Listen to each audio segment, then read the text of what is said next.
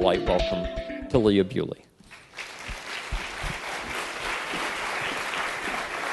Oh, thank you. Oh, let me hold on to that. I might need that clicker. We'll see. Thank you for that really fantastic welcome. How are you guys doing? That is abysmal. How are you guys doing? Wake up, everybody. Yes, good, okay.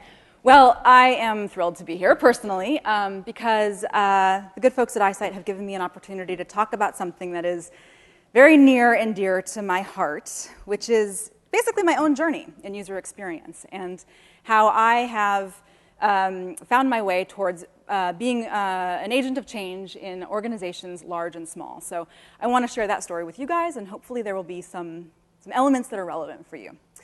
So let's see, does it work from far? It does, okay. So this is me. Let me start with just telling you a little bit about myself.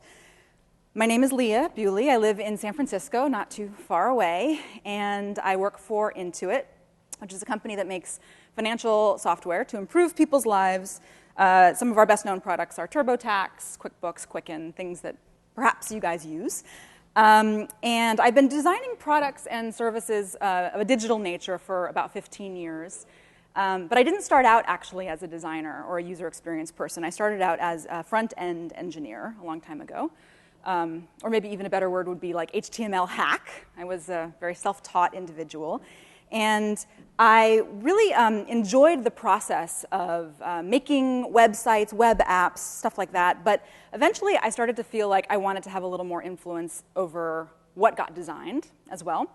So like any good hack, I started to just tinker with tools.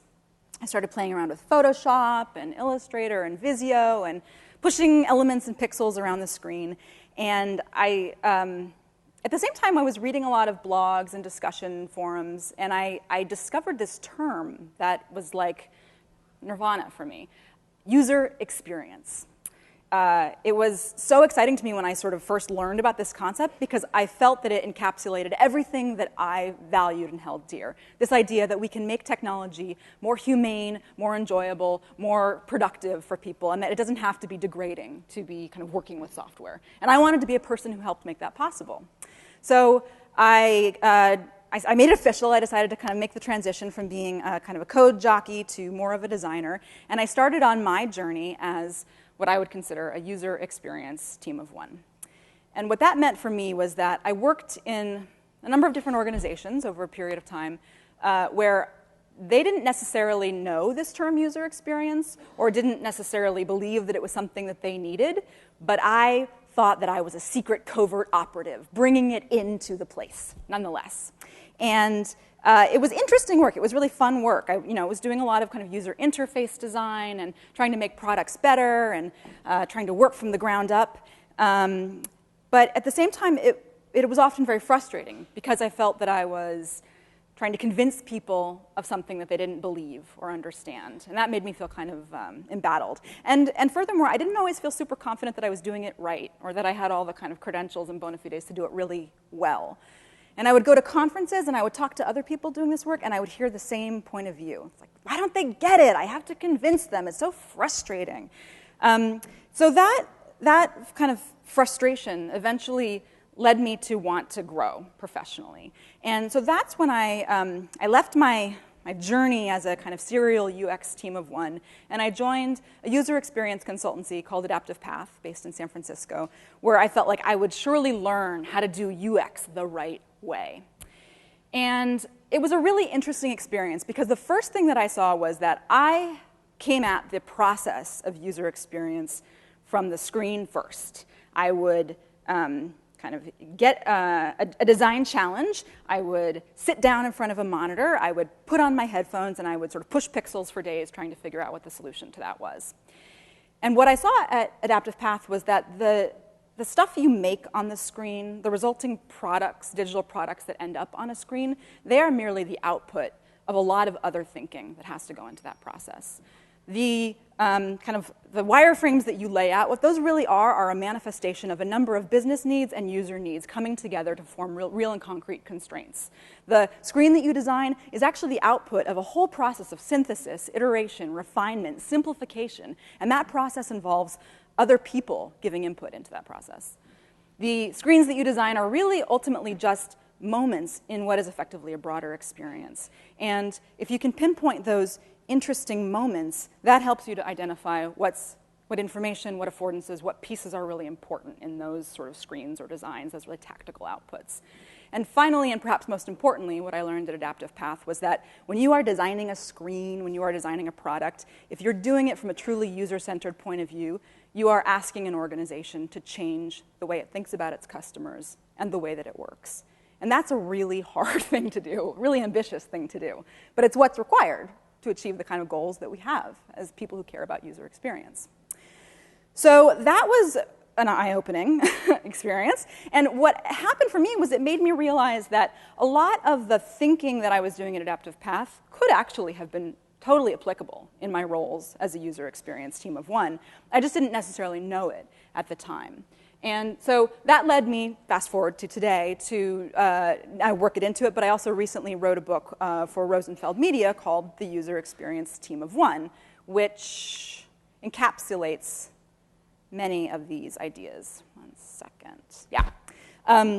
So the user experience team of one, it's book length. There's a lot in it, but the basic fundamentals of the book are just a mindset shift towards some of those attitudes that I just laid out. And if you boil it all down, there's just a couple of core principles that sort of pervade throughout the book. So I want to share those basic principles, in my view, the secrets of the user experience team of one. I want to share a few quick methods that are really low overhead, super easy, that anybody can actually pick up and use if you're interested in serving as a kind of UX ninja. And then I want to speak a little bit about how some of these same principles apply at scale in large organizations like Intuit, where I work now. So the secrets of the UX team of one, very simple, in a nutshell. There are a lot of what the speakers this morning have been talking about already. Number one, truly listen. Listen not only to your business counterparts about the needs that they're expressing, but more importantly, listen to your customers about the needs that they have. It is shocking how often I meet somebody who claims to be a user experience professional who never actually spends any time with customers or users. In my view, you cannot call yourself a user experience practitioner if you don't have face-to-face time with customers sometimes. So truly listening is a core secret of the UX team of one. The next big secret is making things together.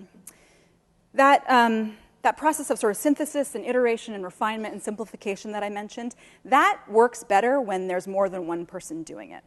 When you've got a number of minds applied to a problem, that kind of combining and recombining and simplification gets better. And if you're a UX team of one, or if you're in an organization or even a team where you're not working with a lot of other UX professionals on a regular basis, you're probably still working with other people on a regular basis. And you can sort of harvest their brains to participate in this process of making things together. So we'll talk about a couple ways you can do that.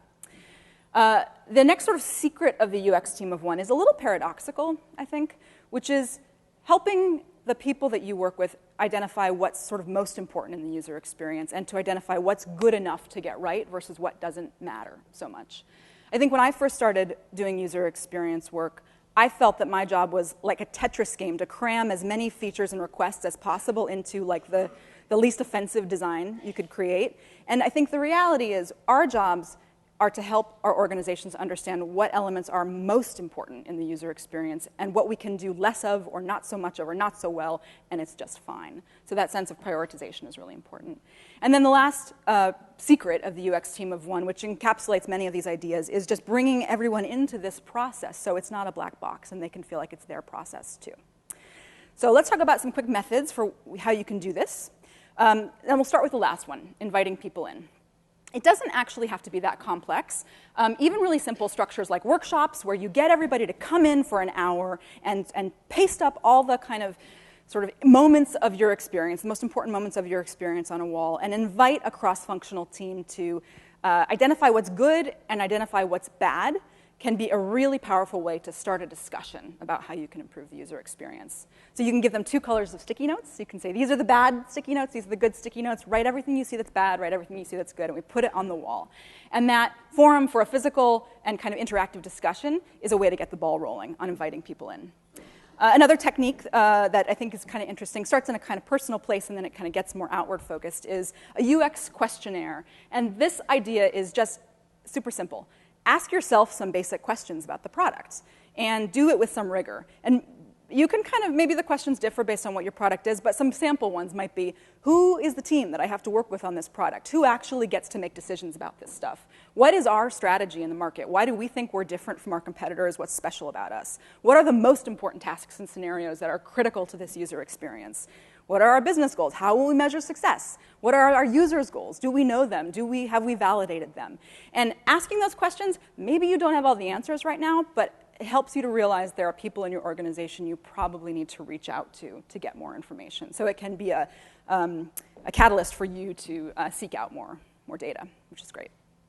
So those are a couple quick inviting people in methods. Now, as far as truly listening, first start inwards. I think the listening tour is a really helpful technique for just connecting one-on-one with the cross-functional team who impacts your user experience and learning from them what are their priorities for the product. How do they measure their successful contributions? What's most important for them to get right?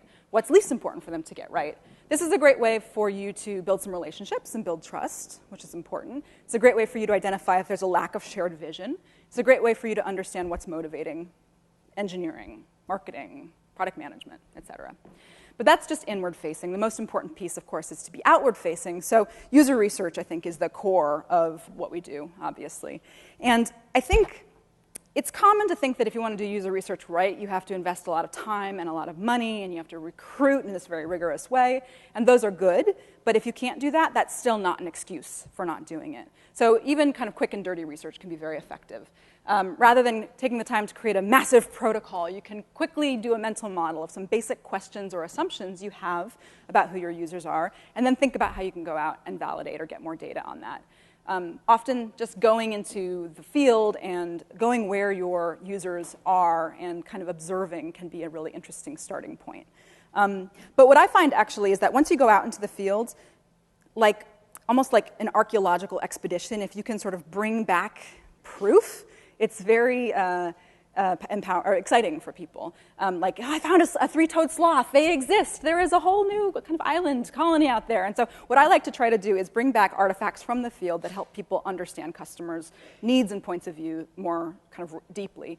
One example for that is to make things together with the customers even. So this is an example of a journey line template that we'll often use to ask people to kind of map out their own experience over time with a product or a service or an important event in life. It's really simple. This is like you have the vertical axis, which is just happy to sad, and then you have the horizontal axis, which is just kind of time past to present. And you ask people to kind of show the emotional highs and lows that they had with an experience and why. If you bring these things back into the office, it can really, really speak volumes for your partners about where to improve the experience. The sort of next big secret, making things together. For me, this has really been all about getting comfortable with low-fidelity making techniques, specifically sketching, and being willing to kind of get up and go to the whiteboard. One thing that I found when I went to Adaptive Path, I didn't have a background as a kind of and I didn't have an MFA. I wasn't a fine artist, and some of the people that I worked with did. And what would happen was we'd be in meetings, we'd all have really interesting ideas, and one of them would get up and start sketching something out on the whiteboard. And even though I was sort of talking about something that I thought was incredibly important and intelligent, everyone's attention would just go like to the whiteboard, and then they were captivated. And this made me deeply envious. So I decided, screw that, I'm going to get good at sketching. I'm going to become a whiteboard ninja too, and really own the ability to kind of capture people's imaginations by creating visuals, creating a visual language so we can have a shared visual kind of picture of what we're talking about. And so spending time just actually practicing sketching skills was a very important sort of starting point for me in that. And then when you actually get into the process of sketching, it was interesting for me to discover that there are different types of sketching that are relevant at different times in the process. So taking time to do what I would call generative sketching, where you're not doing detailed product design yet at all, but you're kind of going broad on a variety of different ways you could solve a particular problem, can be a really interesting way for getting unstuck from your first interesting idea of a solution to a design challenge. When I first started doing user interface work, I realized I was always just designing my first best idea, and that was sort of where we ended up. So this can be helpful for that. And then, of course, even for more detailed sketching, not having to waste the time to go super high fidelity in terms of wireframing, but being able to do quick, kind of rough sketches with an agile team and build stuff really quickly, to test stuff out really quickly is a powerful technique for UX teams of one. There's a technique we use a lot at Adaptive Path that I think is fun to bring back into different organizations, which is, we call it sketchboards. One second. And so that basically just combines a lot of these sketching techniques into a kind of shared canvas where you can see, you can almost look across the experience and see, here's kind of how we would sketch out the experience all the way from, sort of registration, first-time use, into repeat use.